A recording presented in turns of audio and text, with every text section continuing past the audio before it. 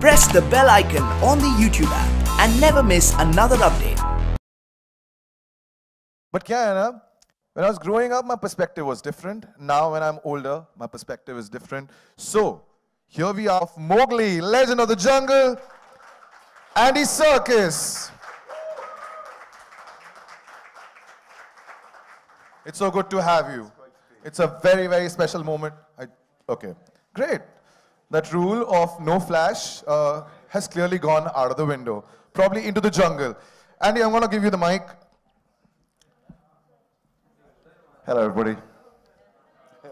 So, no flash. My photographer friends, thank you so much. Andy, it's a very special story. It's intrinsically an Indian story by Rudyard Kipling. But today, it's a very special occasion because the world is going to witness, there's a premiere in the evening, and it's a big Netflix premiere of a Hollywood release happening for the first time in India. What are you expecting?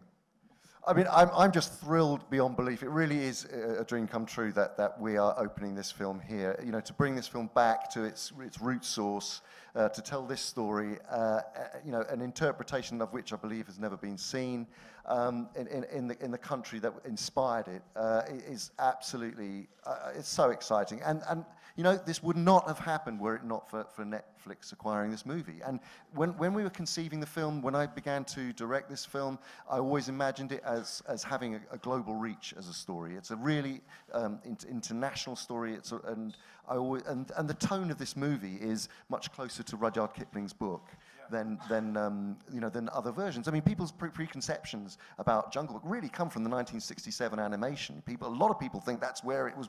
That's where the story came from. They have no idea it's connected to India, and so it was very, very important to me to make this story, which was very closely linked to Indian culture. In fact, the first person who collaborated with me on the movie was Nitin Sawhney, who is an Anglo-Indian composer, a world musician. He's absolutely fantastic. He wrote the score for Mowgli. It was imperative that this was, you know, in this day and age, you can't make a movie with this subject matter and not ground it in Indian culture. You know, everyone is so excited. I'm sure I've seen the trailer a couple of times already, but the cast that you got is a very eclectic mix of actors, and I think you, being the captain of the ship, nobody better than Andy Serkis to introduce the cast of Mowgli, Legend of the Jungle. So I'm going to go take my seat there. Okay. Andy, the stage is all yours. Okay, thank you very much. So we have with us today some of the international cast, the people who played performance-captured roles, who inhabited the roles of the animals, and also a wonderful young actor playing Mowgli. And we also have some of your wonderful Indian talent who have joined us in the dubbing of the film for India. So I'm going to if you'll excuse some of the pronunciations, which I'm sure I'll get wrong, but I will welcome onto the stage, in this order, the fantastic. It was such an honor to work with him. He is a genius actor, a world-class act, and who I've known for many years and had the great honor of working with before, now twice. But when he came to this project, he absolutely blew us out of the water with his performance as Bagheera. If you'd like to welcome on stage the wonderful Christian Bale.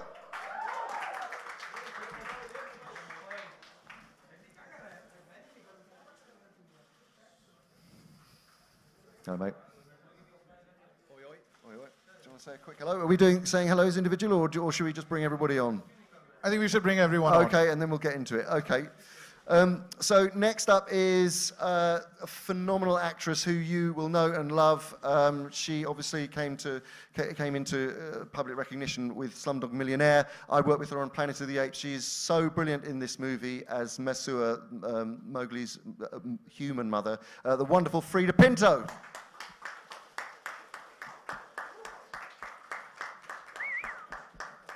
Next up is someone who I know a little bit. His name is Louis Ashbourne Serkis. I know him because he's my son, and he plays the part of a small little albino wolf in this movie who is quite sweet, I would say that.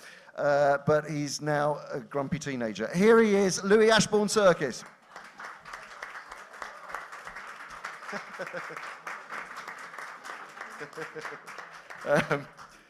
Next up, from our international cast, from our local cast, international to me, is the wonderful actor who you will all know and love, and we are delighted and thrilled to have him on board, Abhishek Bachchan.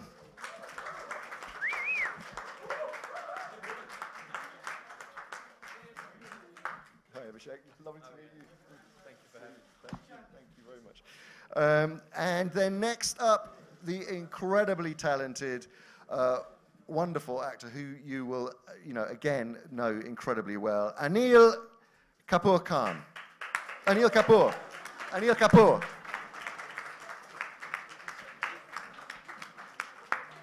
Welcome. Thank you so much. Thank you so much. Next up, someone who I adore and think is the most extraordinary actress. She will be, of course, very, very well known to you. The wonderful Madhuri Dixit Nene. Got it right? Yeah, was that right?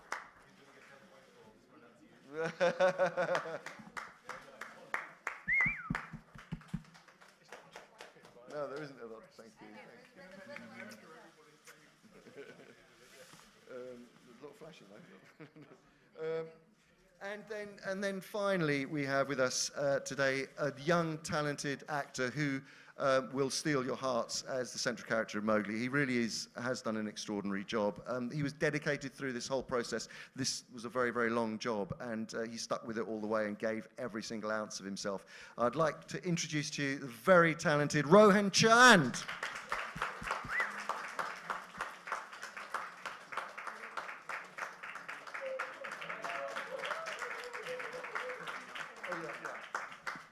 And finally, actually, I have missed someone out because I haven't got my reading glasses on. I'm very sorry about that. Again, a lovely actor who you will know very, very well, the wonderful Kareena Kapoor Khan.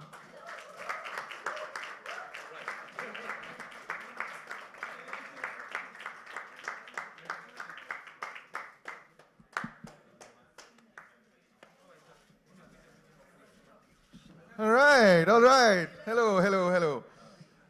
I would request this one, I mean, what a cast, ladies and gentlemen, what a cast.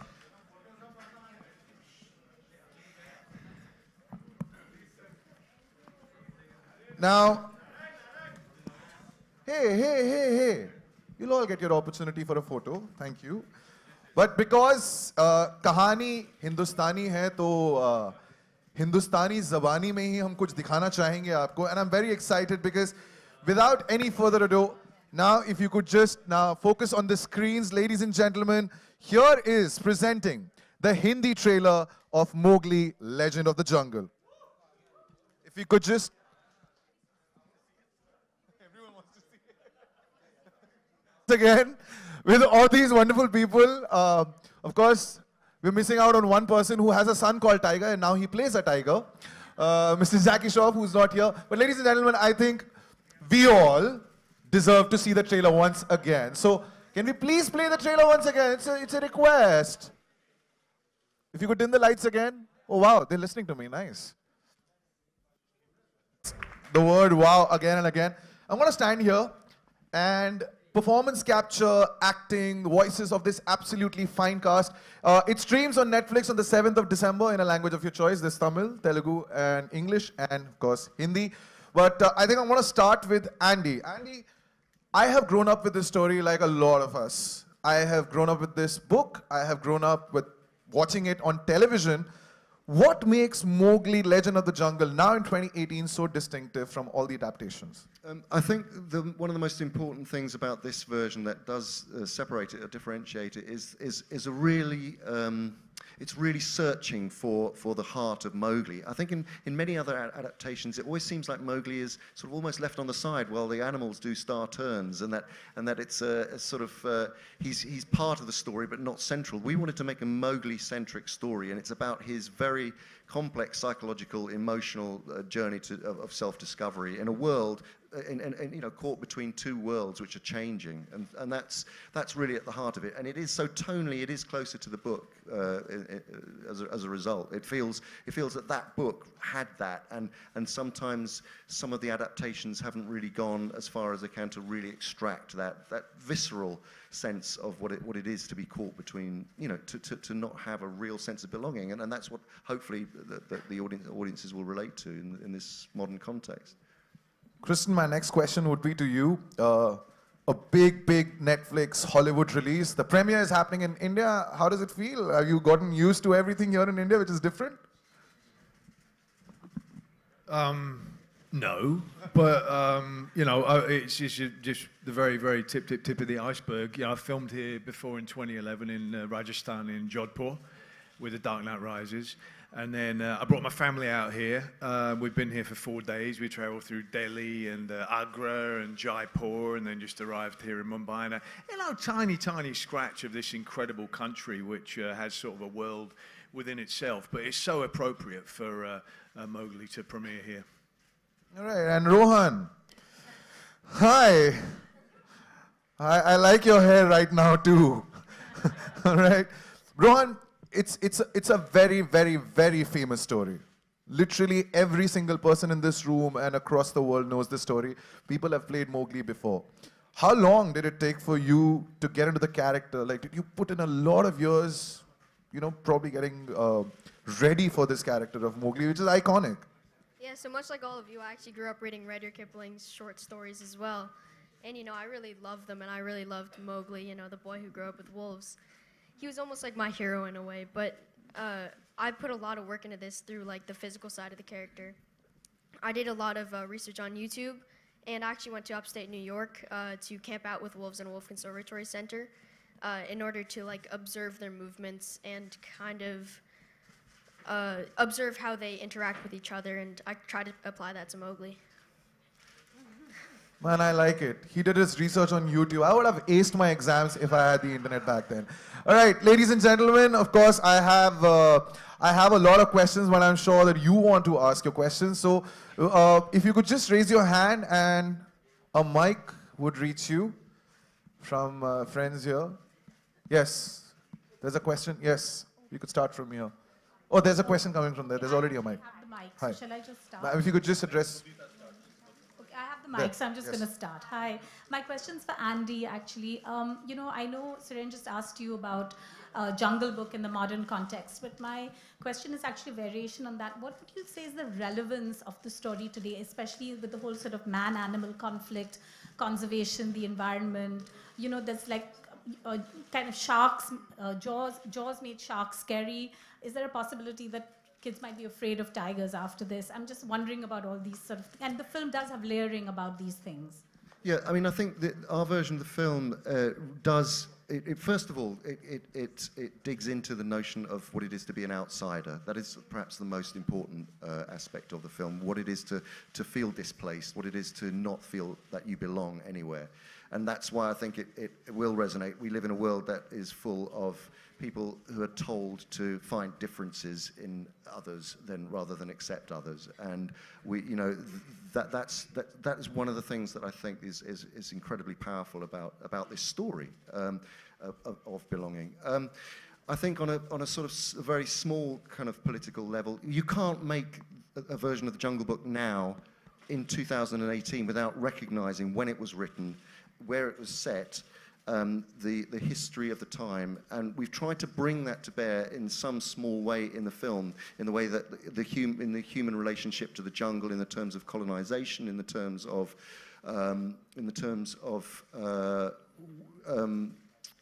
you know, the world of animals having to recede and to be threatened and to somehow survive.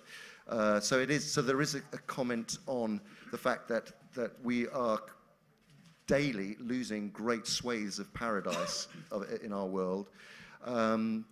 Yeah, and historically, when Rudyard Kipling was writing this book, and what he means, you know, and I firmly believe that his DNA is part of this storytelling. This boy that was brought up in India, whose first language was Hindi, who then was sent away to live in a foreign land, and was abused as a child. So I think that all those aspects really play into a modern retelling, and I don't think you can actually do it by doing a whitewashed version of this film. I think you have to connect with the place that it was originally written and based, and I think that's what we've done. And a quick question for your son. What was it like working with Dad and doing what he's made so famous the world over with his performance capture techniques? Yeah, it was great working with him. Obviously, it's cool to see that he's developed this way of acting, and it's been cool to like try out, you know, the performance capture suit. But it was cool because we'd go into work together, and then we'd come back, and it was just like a normal day. Me getting home from work, him getting home from work. So it was cool. It was a new experience. All right, there's a question coming from Rudrani. Yes. Hi, Rohan. I thought you were fantastic in the trailer. What's very interesting is that Mowgli, in different versions, has been always seen as this boy who's been brave, but yet there's this cuteness about him. What we see here is more like a warrior towards the end, where you sort of take on the world.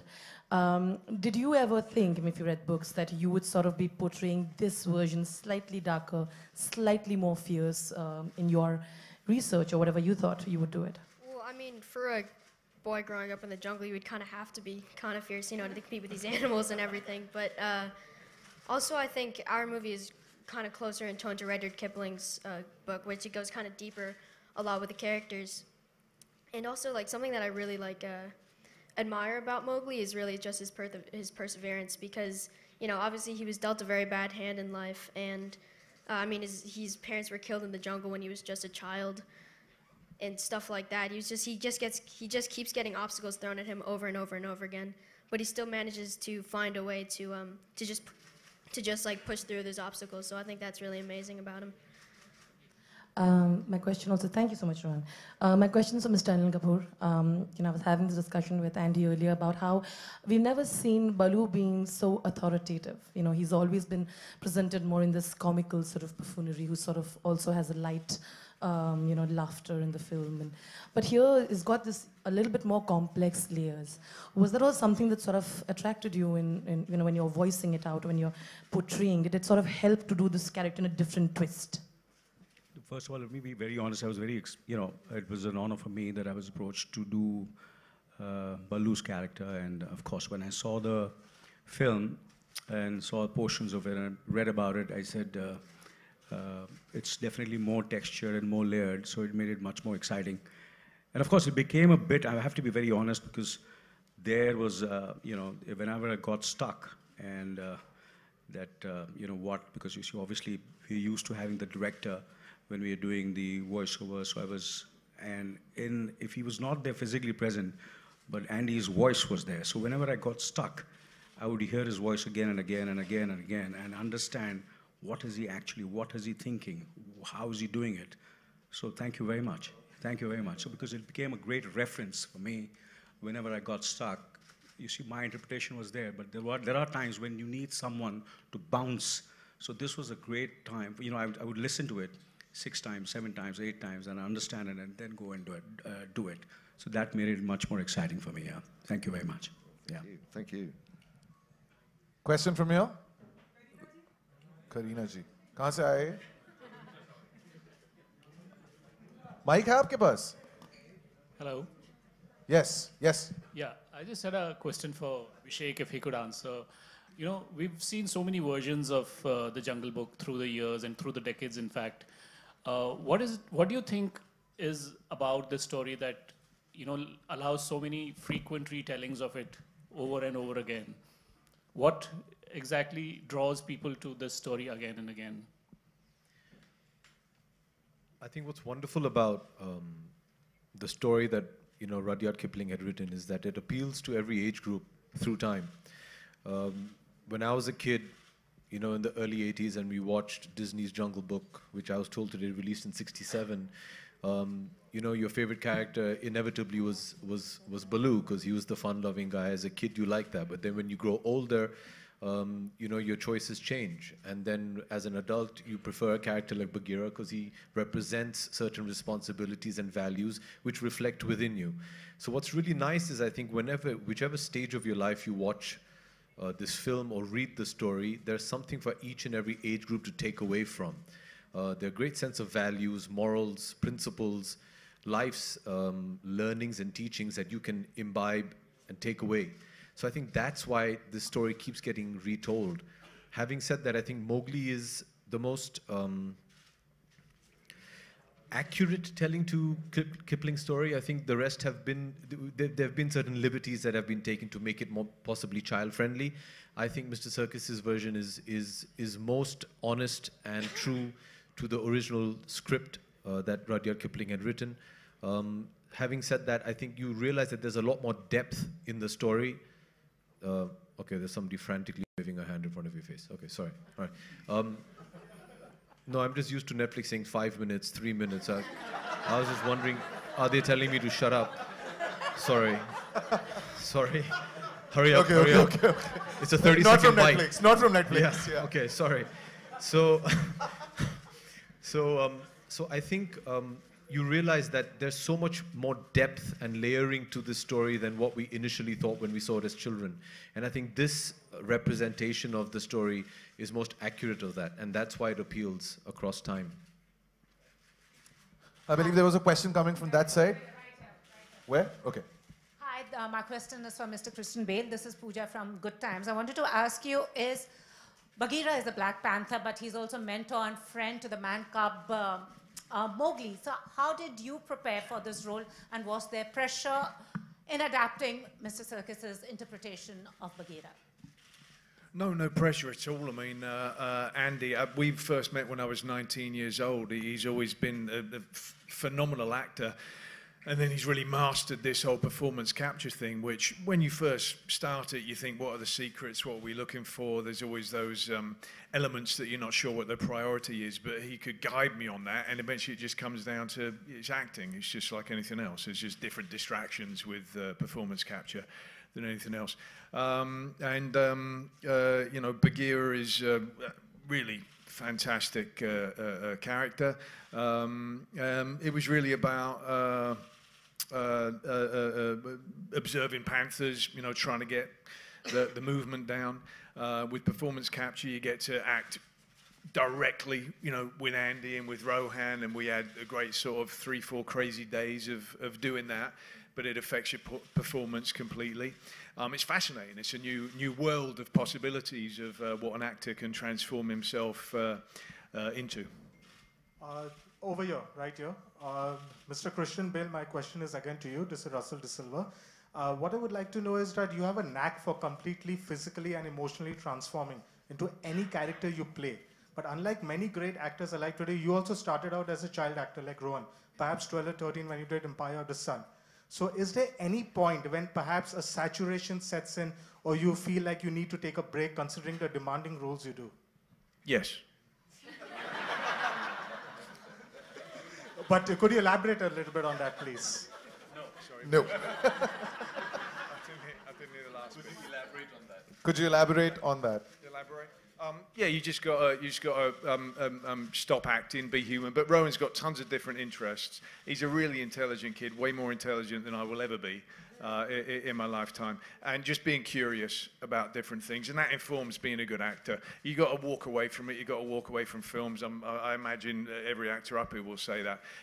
Acting itself doesn't lead to better acting life and living that, and so enjoying your downtime. And I'm always someone who I'm kind of kicking and screaming before I go work. I don't actually love working.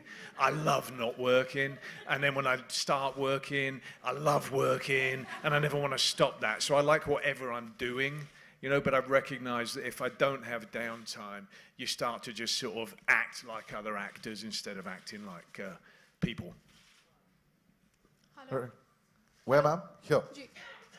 मेरा सवाल अपने सभी Abhishek, Madhuri ma'am, Anil ji and Kareena, आप चारों से है कि usually आप लोग जो डबिंग करते हैं वो बेसिकली अपने किरदारों को, जो किरदार आप लोग खुद जीते हैं उनके लिए करते हैं.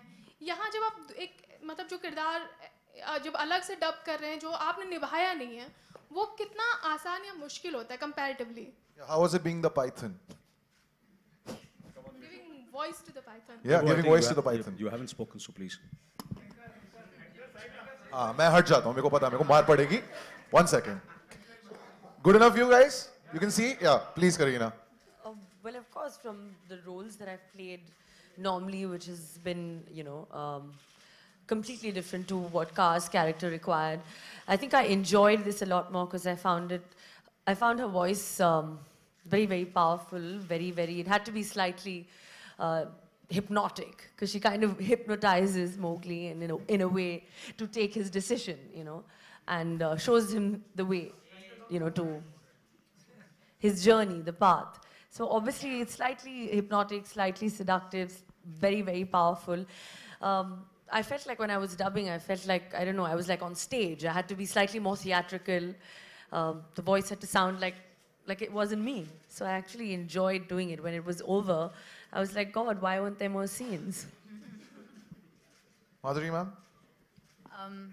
I think it was great doing this because the actor who actually played the original character of the mother, Miss Harris, she did a brilliant job. And all I had to do was just use my voice and her expressions and just get the flow of it. It's a beautiful character. It's that of a mother who accepts Mowgli as a child. He's very different from their clan. He's a man cub. And yet she goes out, she's generous, she is loving, she's giving, and she accepts him as his own.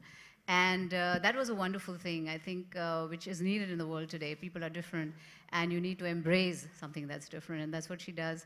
And I enjoyed playing her, because she was beautiful, she's ferocious, she will protect her man cub right here at every cost.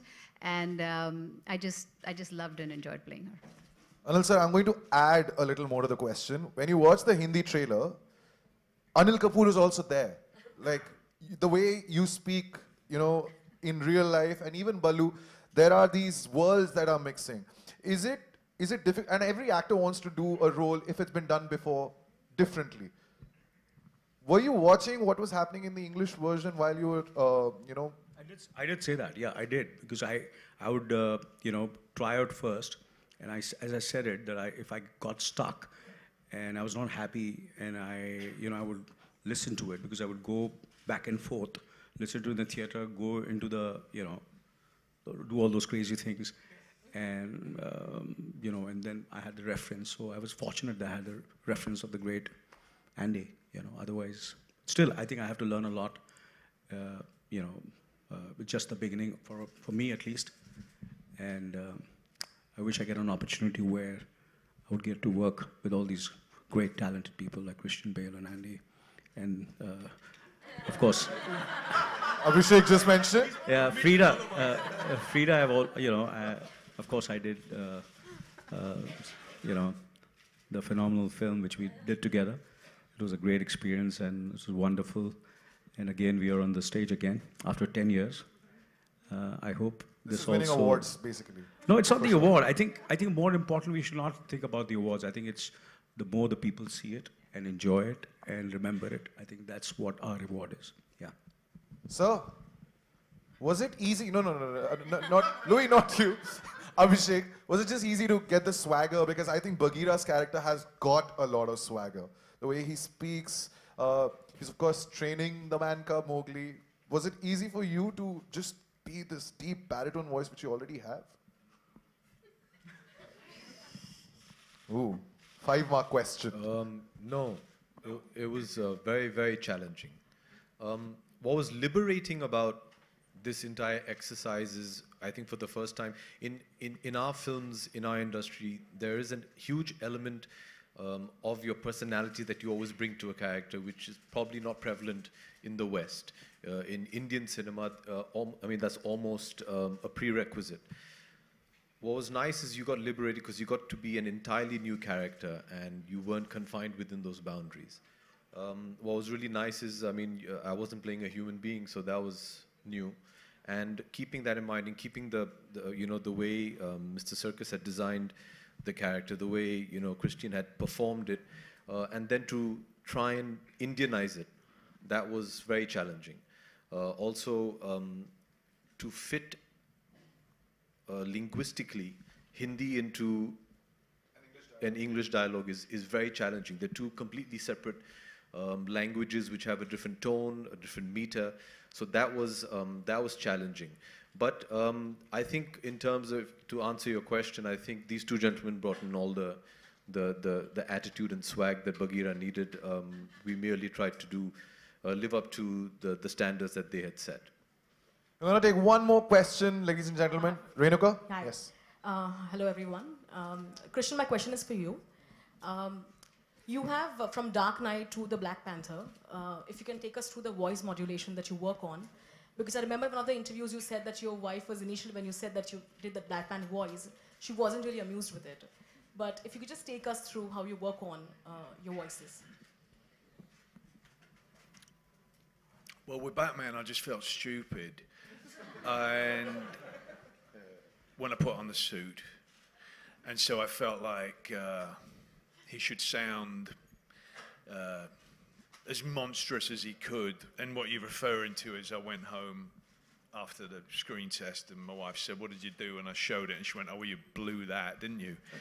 and yeah, no, like the wonderful support.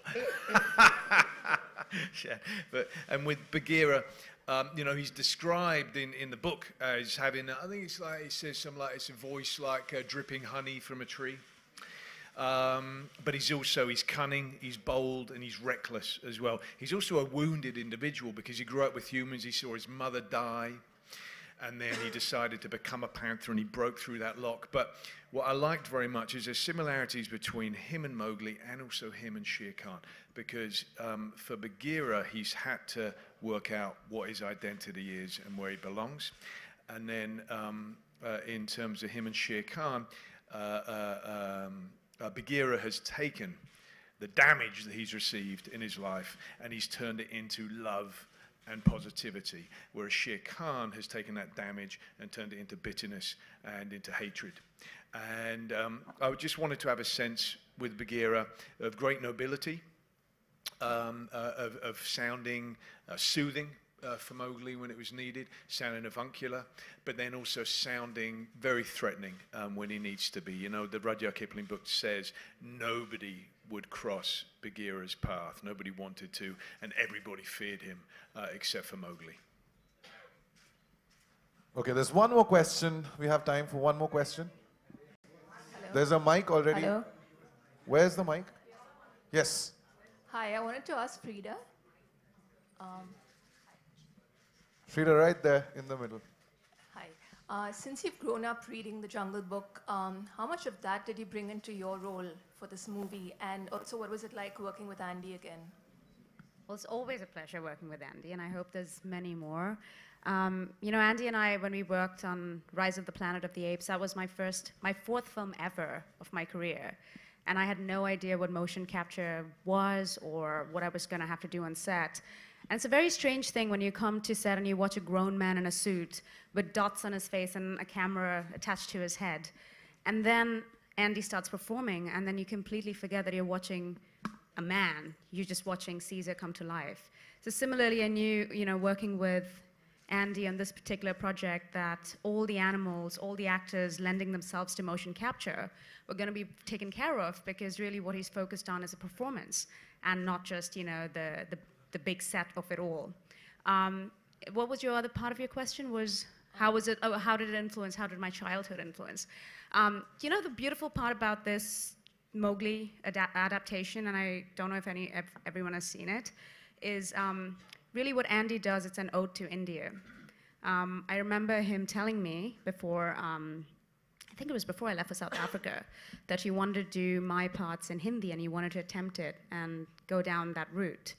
And for all of us who remember on Doordarshan, we'd watch Jungle Book every Sunday.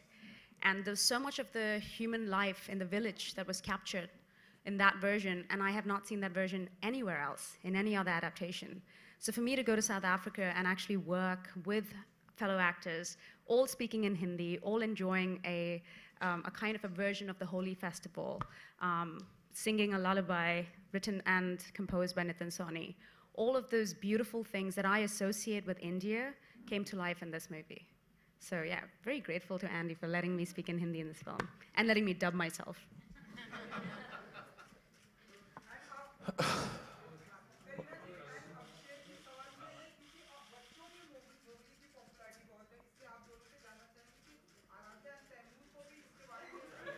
Okay, that was bound to happen.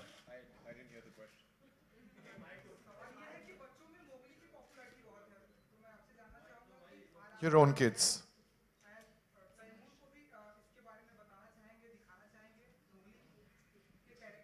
हाँ जी. You want to repeat? Yeah, I mean, he's 2, so he not... He's 2. For you, he's 2. And? So not right now.